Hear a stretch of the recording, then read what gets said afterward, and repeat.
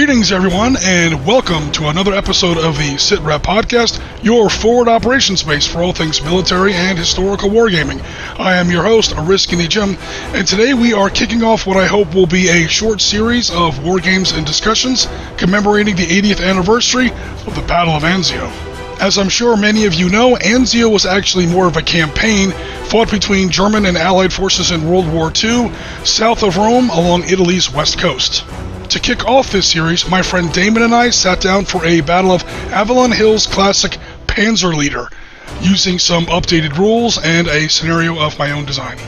The Battle of Anzio starts in January 1944 and goes all the way to May. Some sources have it going into June, in fact, but however you cut it, this is a long slog. It's an incredibly frustrating battle, something of a sore spot in American military history to this day. So there's a lot to unpack here. Let's get started. As our viewers probably know, perhaps from watching our 80th anniversary content last year, the Allies invaded mainland Italy at Salerno in September 1943. But even before that had happened, Benito Mussolini's government had fallen from power in Italy, and Italy had in fact already been taken over by the Germans, who were now defending it more or less as occupied territory. The Salerno landings, while ultimately successful, left a lot to be desired, and progress was slow through the fall and winter that followed. Slow progress ground to a bloody halt as soon as the Allies ran into the so-called Gustav Line, anchored at the particularly vital point of Monte Cassino. For months, the Allies failed to assault or outflank or overrun or reduce or pulverize this position, and casualties skyrocketed into the tens of thousands. Finally, the idea was hatched to launch a corps of American and British divisions clear around the German army back behind the Gustav Line at a place called Anzio. Operation Shingle, as it was called, could have worked, but, well, we'll get into it. Allied divisions earmarked for Operation Shingle were organized into the U.S. 6th Corps under American General John Lucas. They went ashore on January 22, 1944, virtually unopposed. They were now behind the Gustav Line and sitting astride the southern roads leading into Rome. Great news. What could go wrong? Really? You have to ask. Lucas landed his first two divisions, the British 1st and American 3rd Infantry. They pushed in about 3 miles, and then they dug in to consolidate their positions. Sensible, right? Except he continues to consolidate his positions for over a week, I think 9 days in fact. So by this time, surprise was absolutely lost, and the Germans had plenty of time to bring in over 80,000 reinforcements. The 6th Corps was now pinned in place, and we're going to see some very, very heavy fighting, as we'll see on today's gaming table. In this Panzer Leader scenario, we're looking at the British deployed on the Anzio bridgehead's left wing. The landings are about 2 weeks in, and part of the 1st British Infantry Division, specifically 3rd Brigade, has gotten into a little bit of trouble where they were trying to spearhead an assault toward the Italian town of Campoleone. Counterattacking Germans of the 3rd Panzergrenadier Division are in their flanks. They're trying to cut down behind the British and cut them off. 3rd Brigade has orders to conduct an immediate fighting withdrawal, but it might already be too late. Newly landed British of the 56th Infantry Division, 1st Battalion London Scots specifically, have orders to push northwards and hold open the Campoleone road and highway, allowing 3rd Brigade to conduct their fighting withdrawal. My friend Damon is commanding the London Scots today, backed up by Shermans of the 46th Royal Tank Regiment. Meanwhile, my Germans of Panzer Battalion 103 and 29th Panzer Grenadier Regiment were determined to keep that road closed. We are anxious, after all, to serve up some good German gruel to our friends in the 3rd Brigade in our shiny new prisoner of war camps. How is this battle going to shake out? Let's head over to the table and chuck some dice.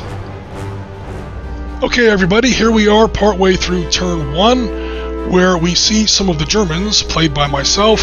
Namely, I have Panzer Battalion 103 of the 3rd Panzer Grenadier Division, and we have entered the map.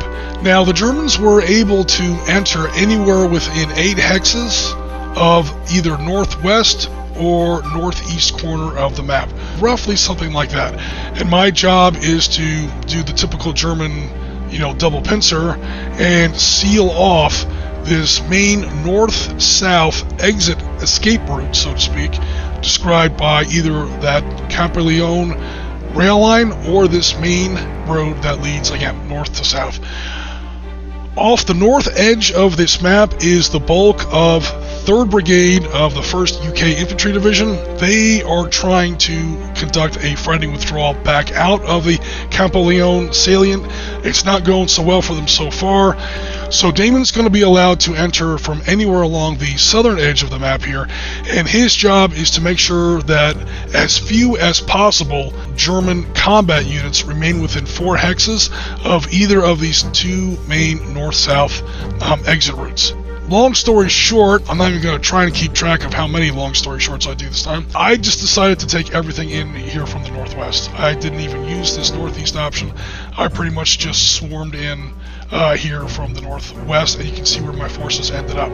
So for my infantry, mostly in trucks, despite the Panzergrenadier title. This is, February 1944. Panzergrenadier means mostly trucks, if not wagons. Here come all my infantry using the road and the double road movement rate. I was trying to get to this tree line. I'm into the trees, but I didn't quite reach the forward edge of the tree line, but maybe I'll get to it next turn. My heavier armor, my Stugs, my Mark IVs, some of my Mark IIIs are settled in this tree line. I've got some long-range fields of fire. Maybe I'll be able to cover this gap if Damon makes a rush on that area. And most of my lighter armor, I've got some Mark IIIs, some of my half-tracks, some of my reconnaissance elements have reached these little urban hexes here in the north. In summary, that was the end of German Turn 1. And now we're ready to start with British Turn 1, and Damon's going to start bringing on his forces. Mr. Damon, I think you said you wanted to start with some of your anti-tank troops, some of your anti-tank guns? Yeah, the towed stuff. Bring that north through Aprilia and deploy to the northeast of the town in the sort of the diagonal wood line there, just behind that. This tree line right here?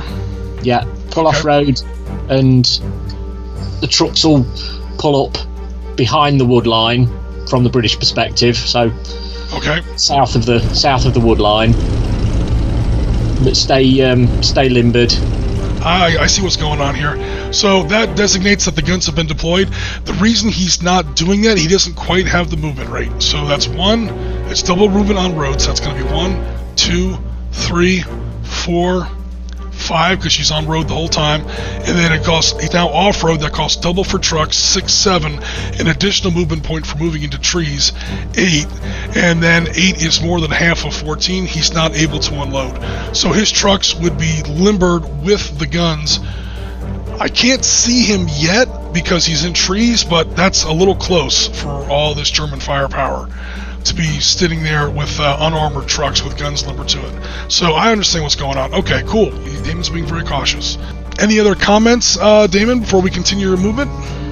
No, I think that'll do for now. Okay, so guys, we're going to go ahead and wrap up the rest of Damon's initial placement and turn 1 movement, and then we'll come back and see where we stand. Yeah, here we go. So, Damon, without going too much into your actual plans, did you want to talk a little bit about what you've done so far? Basically push the main force to the west into the wooded ground, maybe heading for the high ground, or maybe looking to charge across the open ground. Built sort of a base in the town in the middle with an infantry company in reserve and some armour in reserve. There's the infantry. There's a whole squadron of Shermans. Yep. Maybe pushing some anti-tank guns a little bit further forward. And then what's this little bit of mischief you've got just going some on flank cover with a scout section, a scout company of light tanks. Just a little bit of flank security maybe, or just sticking their nose out and seeing what's going on across the valley. Awesome. Alright, so that's what we've got so far at the end of turn 1. We will now begin turn 2, and that's going to be the German turn, obviously. And now that both sides are actually on the table, we're going to have like the first proper turn. So we're going to start off with what the Germans are going to do is they're going to plot their artillery. The Germans do have some onboard artillery. First, I have a battery of Vespas here. And then I have 1 battery of 105s off board. And then so that's going to be plot artillery. There was no artillery last turn to resolve, so we'll be able to skip that step. The Germans, naturally, have no airstrikes because we're in the back end of World War II, so you can kind of forget the idea of German airstrikes. And, then it's going to be direct fire. I don't think I have anything of his spotted. He has left nothing in the open. From there, we'll go straight to German movement. And the first thing I'm going to have to do, I'm going to tell you this for free, is all these grenadiers and trucks that are wide, like completely in the open. So I'm going to have to haul ass and get those guys under cover. We'll see if those Shermans want to open fire, because remember, those trucks have a half movement rate off-road. And once you spend a quarter of your movement in enemy line of sight, line of fire, you invite opportunity fire. I'm going to go ahead and move one of my truck platoons. It's, again, 1-2 for off-road movement and a third point for moving into woods. That gives a total of 3 movement points. Anything northwest of this line was able to see that. Damon, just to make sure one more time, you are not going to open fire with any of these Shermans in the forward tree line? Nope. Cool, okay. No, he doesn't want to reveal his position to all this stuff here. I get it. For once, the Panzers were covering the infantry instead of the other way around. Okay, over here to the west, looks like Damon's getting pretty aggressive, which is good. He has to be. The Germans have pretty much choked off the road.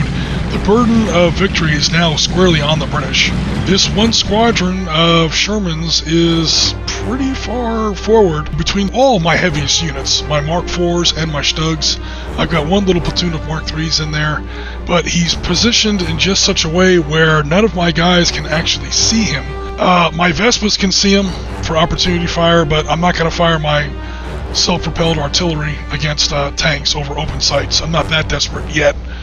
I won't speak for turn 3. First company of infantry will head up to 0512. Alrighty.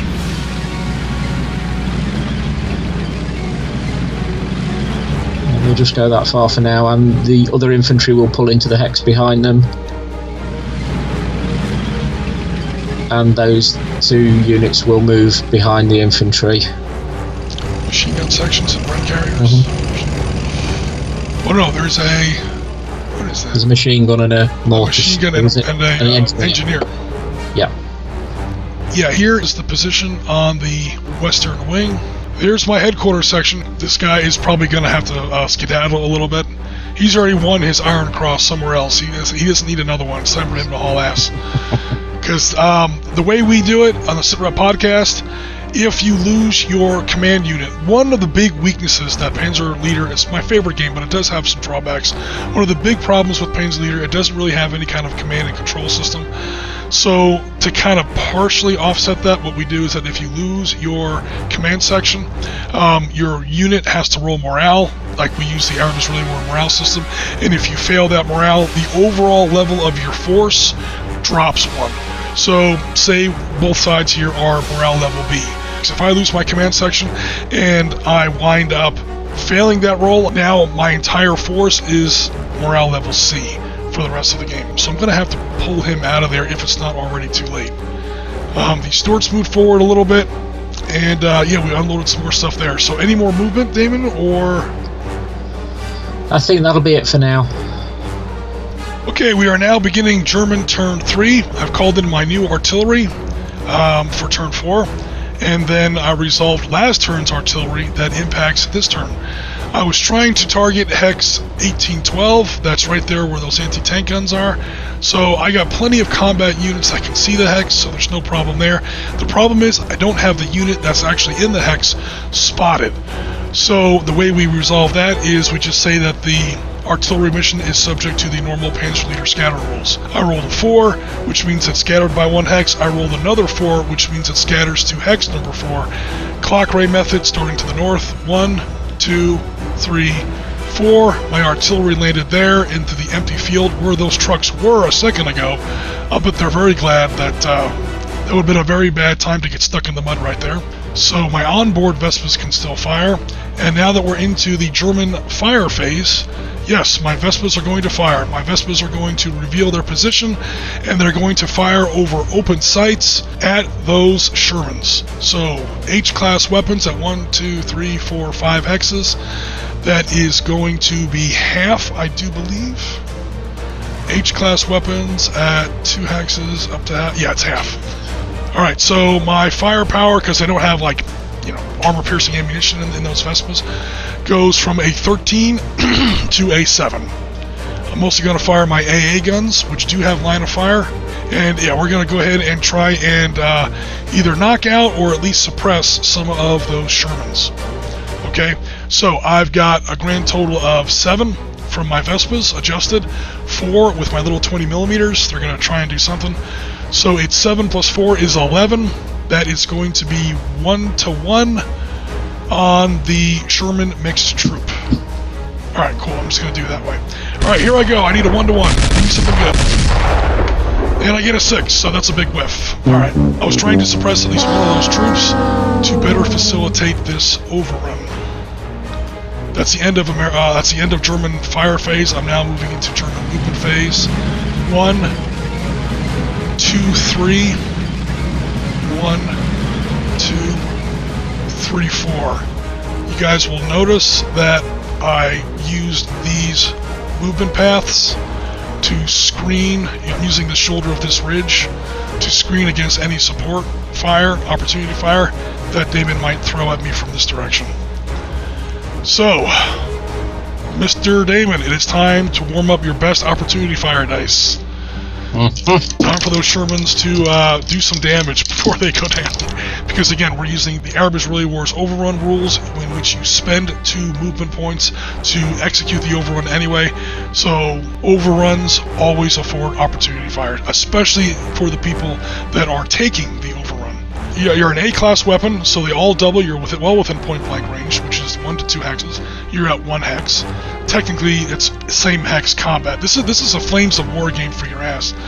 Because technically, I'm doing an overrun. For a split second, all of these guys are technically in 1 hex. So you figure that these hexes are 150 meters across. It's basically a 6-foot Flames of War table with 30 German tanks on it and 12 British tanks on it. So here we go. You got 20 points per Sherman troop. And your defense is 12, isn't it? 12 for my Stugs or 7 for my Mark IVs. That'll be 20 to 7. So the Stugs are super hard compared. They're just smaller. Yeah, so Panzer Leader defense values isn't just the thickness of the armor, it's the size of the vehicle. They're smaller, they're lower, and they do have that extra armor stacked up on front of the hull. Okay, we're going to try and take out 2 Mark IVs. 60 to 14. That does become 4-to-1.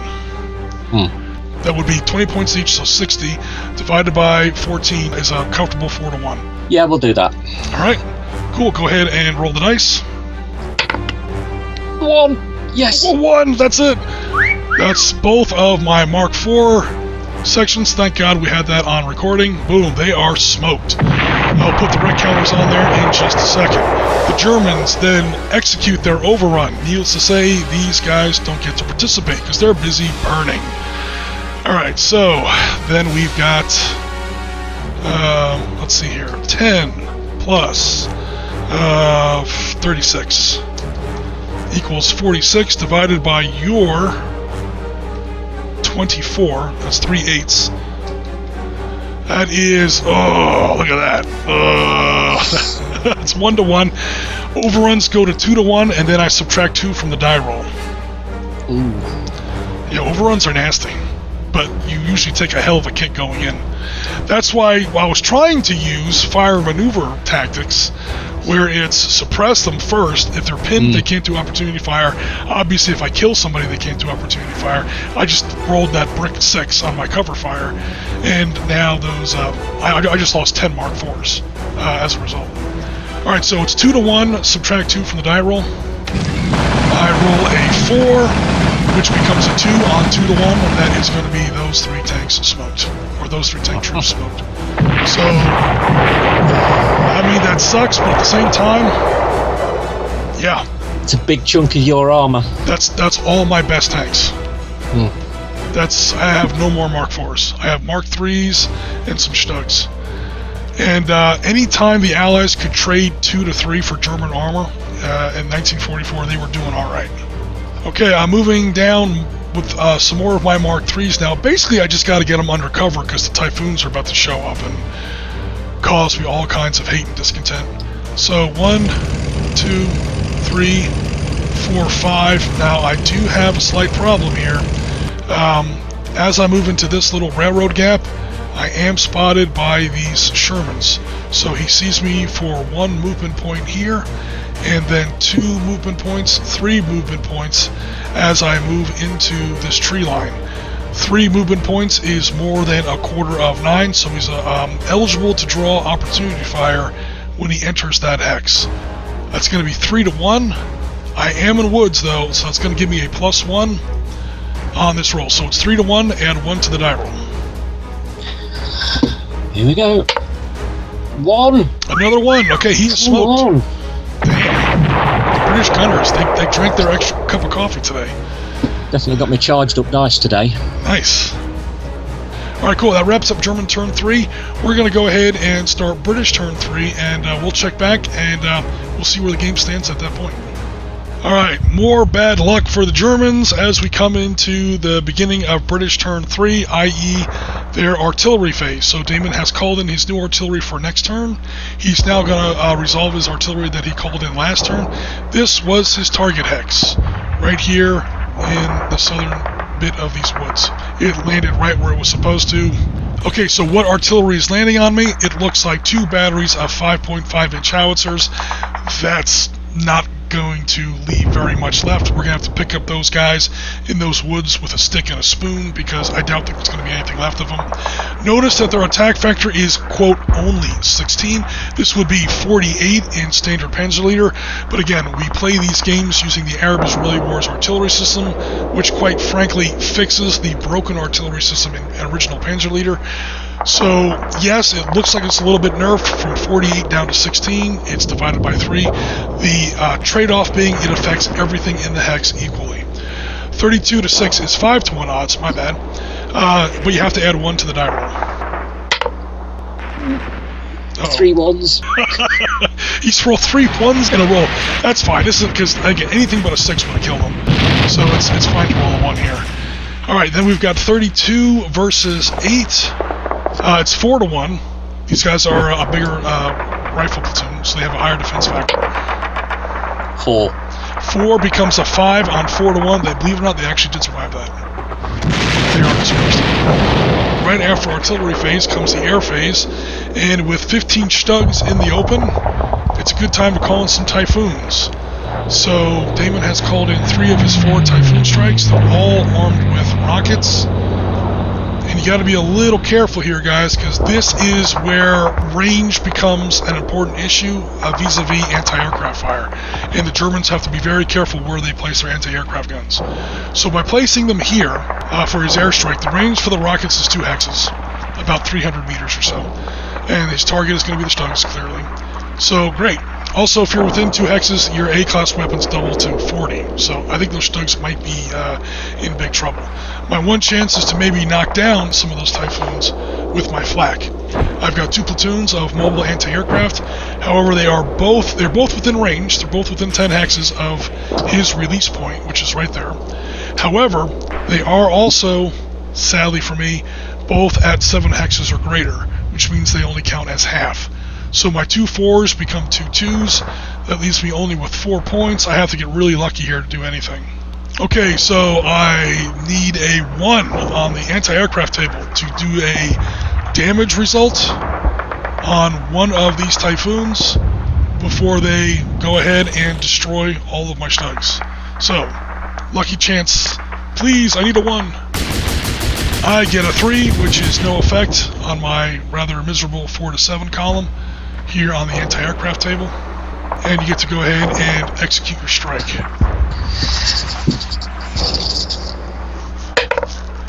5. Alright, so it's 40, because they're within 2 hexes, A-class weapons, they do double. That's going to be 100 120 points, jeez whiz. 120 points divided by my 36 is 3-1. He rolls a 5, which means they are all dispersed. Alright, I got lucky for once. Okay guys, we're back. We're still in turn 3. We're just going to go ahead and say we recorded all of turn 3, because apparently this whole game is going to take place in turn 3.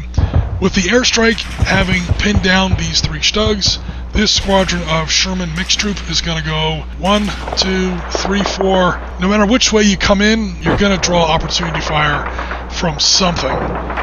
Definitely these Stugs can't do it, but I have one platoon of Mark 3s that might be able to do something with opportunity fire.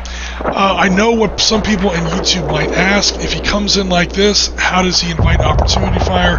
Because I can't see over that ledge. Again, when you're doing overruns, you're kind of considered to be overrunning the hex.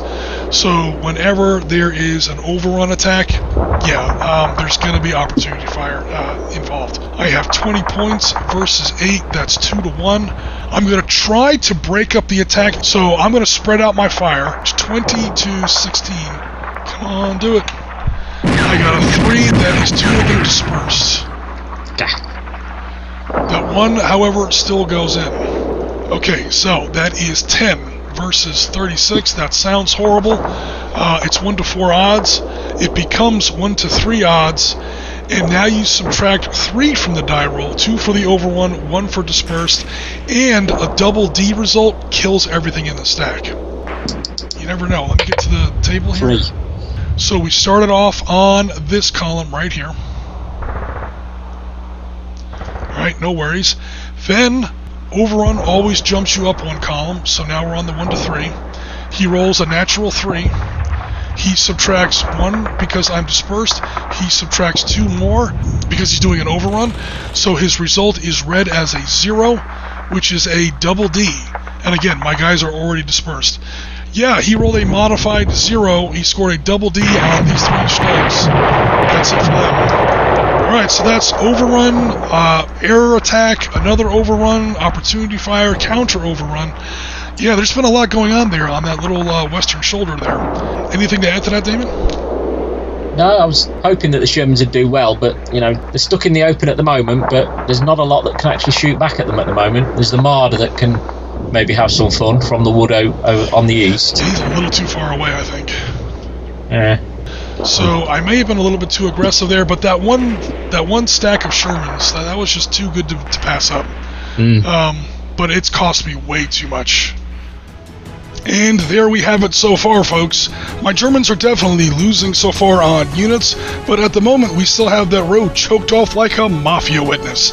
Meanwhile, Damon's London Scots and 46th Royal Tank Regiment, well, they've done a lot of damage, but they have a long road to march, literally, before they fulfill the victory conditions of this game. In the broader context, Anzio is just one of those incredibly frustrating battles that could have been so decisive, but it just wasn't. Some people suggest that Lucas should have rushed forward and taken Rome straight off the march as soon as he landed. Well, that's just dumb. His entire 6th Corps would have wound up as POWs had he done that, but neither should he have just stood on his beachhead for 9 days. He should have pushed forward and at least taken the high ground of the Alban Hills surrounding his beachhead, at least then keeping the Germans on the back foot. But as it wound up, what started off as a surprise push into the German flank wound up as yet another nose-to-nose meat grinder, so typical of the Italian campaign. Churchill, as he often does, probably summed it up best. "We thought we were throwing ashore a wildcat," he said. "What we wound up with was more of a stranded whale." And with that, we are closing out our content for today, everyone. Thanks very much for watching. Please like, comment, and subscribe if you enjoyed today's content. Please remember to hit that notification button. Also, please consider joining the Sitrep Podcast Discord. There is an auto-accept invitation link to our Discord in the description of this video. Join our community, see what everybody's up to, and best of all, show us what's happening on your hobby table. But for now, this is Oriskany Jim with the Sitrep Podcast. We are rounds complete for another episode. And as always, Tango Mike for watching.